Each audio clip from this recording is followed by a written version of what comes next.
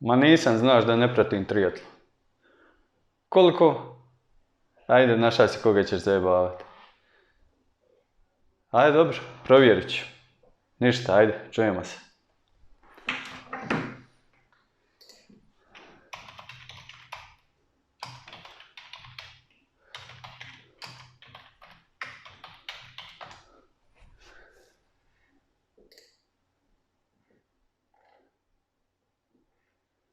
Vidi, stvarno, 7.21. Nevjerovatno.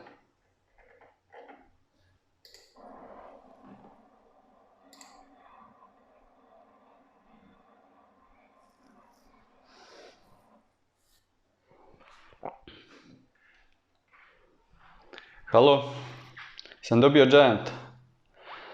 Zanima me, imate li ovaj Trinity na lageru? M. Aha, super, ajde, uzeo bi 2. Pa dobro, ajde, eto onda 1. Dobro, cijena nebitno, nego zanima me, možete li dostaviti u Makarsku i koliki je rok isporuke? 3 dana. Ko živ, ko mrtav za 3 dana. Nego recite mi, gdje ste vi točno u Zagrebu, doći ja po njega?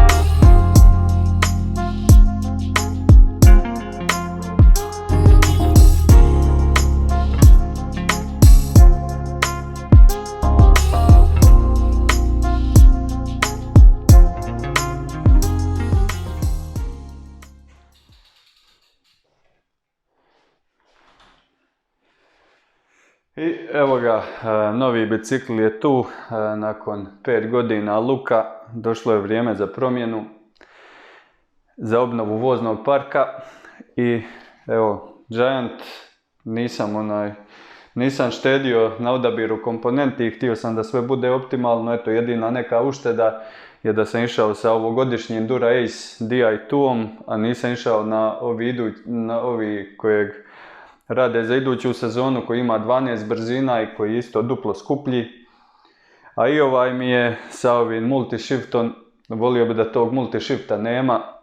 Gledam sve kako ga mogu isključiti, ali evo za sad nisam našao, pa ili ću se naviknuti ili ću naći kako ga isključiti. I ništa, eto, ukratko da kažem samo, znači komponente su Dura Ace Di2, 11 brzina. Pa dalje, ono što je prednost u odnosu na luka je integracija, znači tu imamo ovaj bidon za vodu u kojeg stane minimum 800 ml, to znam sigurno, ali bilo je još mjesta, sad ne znam za koliko još, ali možda čak stane i litar tu u ovaj bidon. Pa ima dalje ovu kutiju za gumene bombone, koja će dobro doći. I kao većina ovih modernih kronometarskih bicikala dosta je težak, sa svim ovim komponentama koje bi koristio na utrci. Sam izvagao 10,5 kila, tako da ga zovem debeli. Luk je bio nešto lakši, ali eto, težina nije presudna za kronometar. I ajmo sad na prvu vožnju i dojmove sa prve vožnje. Tu sam napravio nekakvu recenziju bicikla.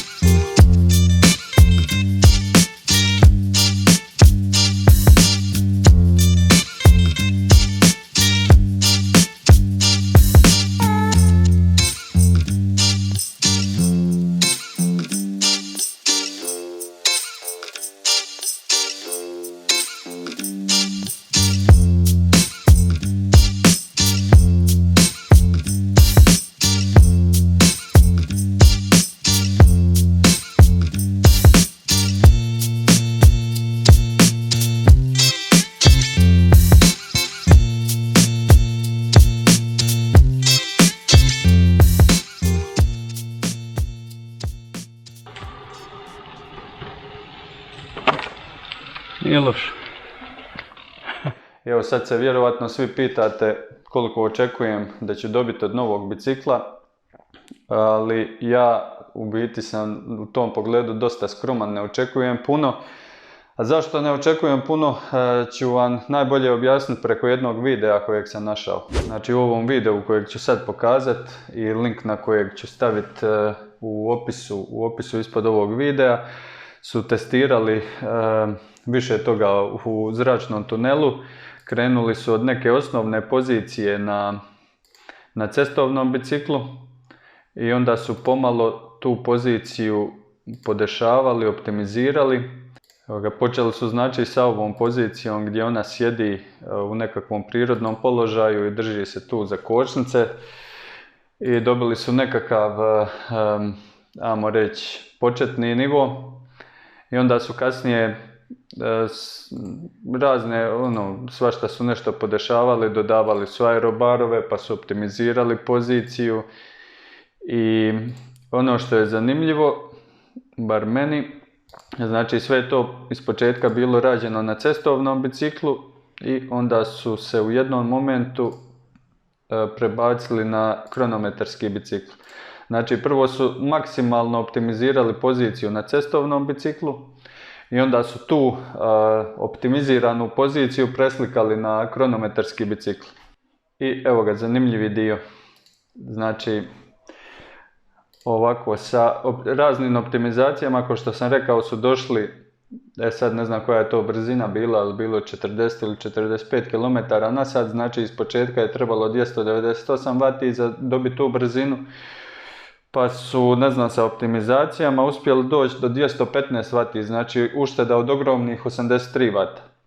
I sad kad su tu optimalnu poziciju sa cestovnog bicikla preslikali na kronometarski bicikl, dobili su samo dodatna 3 W. To pokazuje u biti koliko je bicikl relativno nebitna komponenta, puno je bitnija komponenta pozicija na biciklu. Jedino je sad stvar da dobar dio ili većina ljudi na cestovnom biciklu ne može dobiti dovoljno dobru poziciju, ne može dobiti poziciju kakvu može dobiti na kronometarskom jer je geometrija dosta drugačija. Ajme, opet sam zaboravio napomenuti da se pretplatite na kanal, znam da sam dosadan, ali kad to ne kažem onda se niko ne pretplati, pa evo, pretplatite se. I video nije gotov, iako obično ovo kaže na kraju pa svi odmah gase, nije gotov, znači htio sam još reći nešto vezano za poziciju. Ja sam, ko što neki od vas znaju, prije 2 godine bio u ovom wind tunnelu, u zračnom tunelu u Engleskoj, gdje smo optimizirali poziciju i gdje sam u biti po njihovoj toj računici uštedio 31 W. I ta nova pozicija koju smo dobili tamo je izgledala stvarno dobro, kao što vidite tu na slici.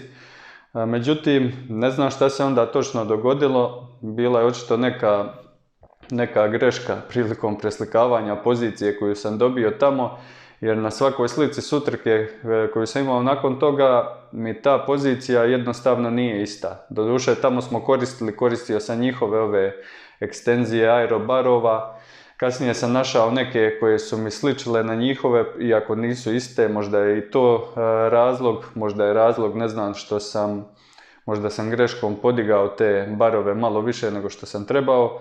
Međutim, evo, na slikama sa utrka u zadnje vrijeme vidite da pozicija ne izgleda uopće ko ova iz tunela i činilo mi se da tu ima dosta prostora za napredak. Evo, usporedit ću isto recimo sa pozicijom kod ovog Gustava Idena, koji također vozi Giant i on je možda 2-3 kg lakši od mene, a na Floridi je imao prosjek 255 W, što nije puno, što drži nija, a vozio je par minuta, možda preko 4 sata, što je svemirski rezultat. Tako da mislim da na račun pozicije imam dosta prostora za napredak i sad evo kad sam se prebacio na novi bicikl, odmah sam mu spustio te barove za 1 cm u odnosu na staru poziciju i moram priznati da ta pozicija sad, da mi ovako naoko izgleda dosta dobro, da mislim čak da tu nema nekog velikog prostora za napredak, ali možda jedino kad bi malo podigao ruke. Ali ne znam, vidit ću, možda još jednom odem u tunel ove godine, jer opet mi se s jedne strane čini da mora postojati negdje prostor, da bi morao na te svoje vate ići brže. Eto, nadam se da vam je sve skupa ovo bilo zanimljivo i toliko od mene za danas i do novog videa za tjedan dana. Ćao!